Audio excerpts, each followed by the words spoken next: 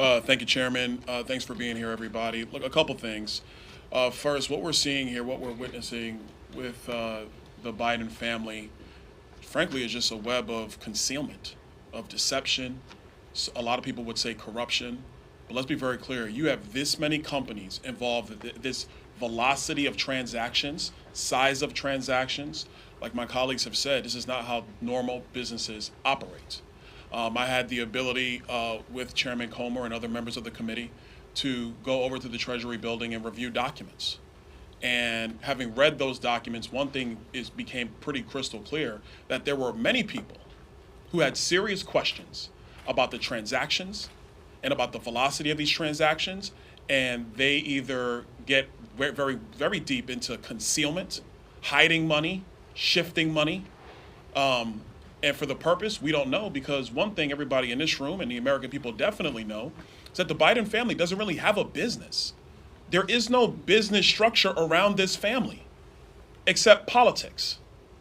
And since Joe Biden has spent decades in the Senate, served 8 years as vice president, and is now president of the United States, and the family's getting money from various countries and foreign businesses through various shell companies and this web of LLCs.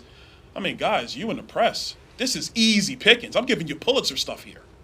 Like, all you have to do is literally look at our memo and see the level of detail upon which they have created this. And it's very, very frustrating. We have now been able to clearly see that the Biden's associates, like Rob Walker, Eric Sherman, as has been discussed, created at least 16 companies while Joe Biden was vice president of the United States. 16 companies created while he was vice president. Now the list is 20, and as we continue our investigation, that list is growing. And like I said before, the question is, to serve what purpose?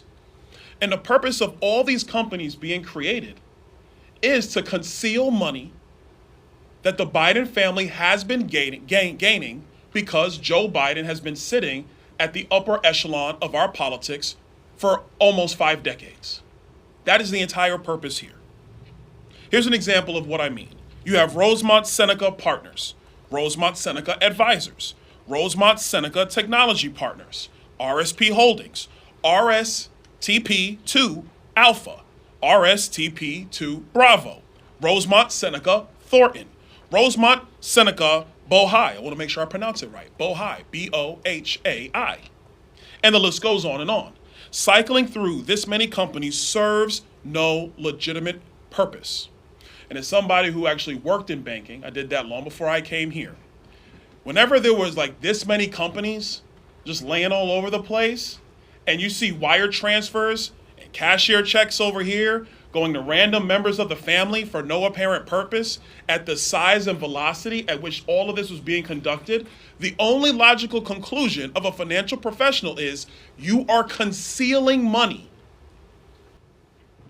The bank records show the Biden family, their associates, and their companies received over $10 million from foreign nationals and their companies.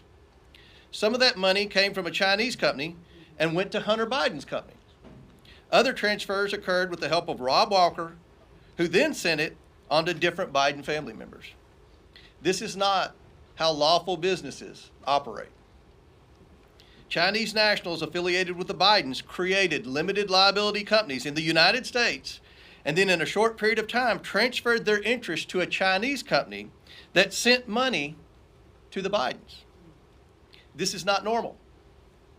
Hunter Biden and his associates courted business in countries that correlated directly with Joe Biden's work as vice president.